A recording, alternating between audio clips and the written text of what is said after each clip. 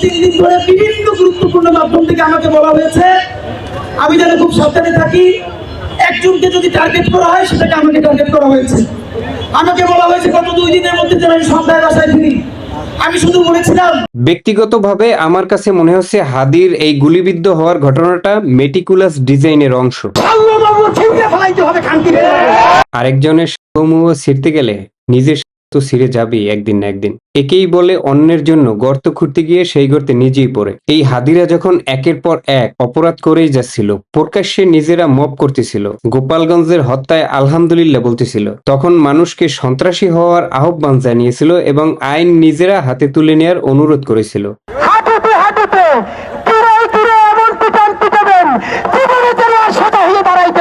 তাদের পরিস্থিতি কি এর চেয়ে ভালো হওয়ার কোনো সুযোগ আছে?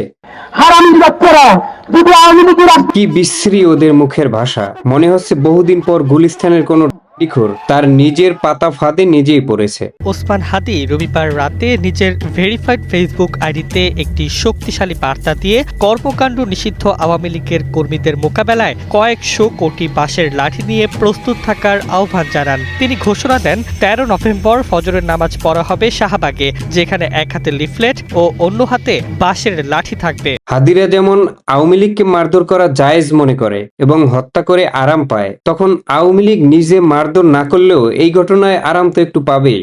যদিও আমি ব্যক্তিগতভাবে আরাম পাচ্ছি না, কারণ আমরা সবসময় আইনের উপর বিশ্বাস রাখি। যে কারো উপরে অন্যায় হলে সেটা অন্যায়, সেটা আওয়ামী লীগ, বিএনপি, এনসিপি যেই হোক না কেন। আপনি বইলে দেন না, ওদের নেইতে কইলে দেন।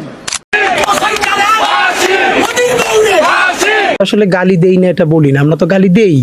এখন ব্যাপার হলো আমি কারে গালি দেই, সেইটা হচ্ছে ফ্যাক্ট। ইনকিলাব মঞ্চের এই হাদির কাছে সবার সাথে অন্যায় করলে সেটা অন্যায় হবে না। আমি দোয়া করি সে সুস্থ হয়ে সুস্থ রাজনীতি করুক। রাজনীতির মাঠে এখন যারা আছে সবাই হচ্ছে নেরিকুত্তা, নিজেরা কামড়াকামড়ি শুরু করছে। এই কামড়াকামড়ি যে কবে থামবে তার কোনো নিশ্চয়তা নাই। অলরেডি বাংলাদেশ ফিরে গেছে সেই পুরনো জমানায়। সবশেষে হাদির উপরে এই সন্ত্রাসী হামলার নিন্দা জানাই। আইন বহির্ভূত কোনো কাজ কখনোই সাপোর্ট করা যাবে না। একটা সন্ত্রাসী বা অপরাধীরও অধিকার আছে। বিচার বহির্ভূত কোনো আঘাত মেনে নেওয়া হবে না।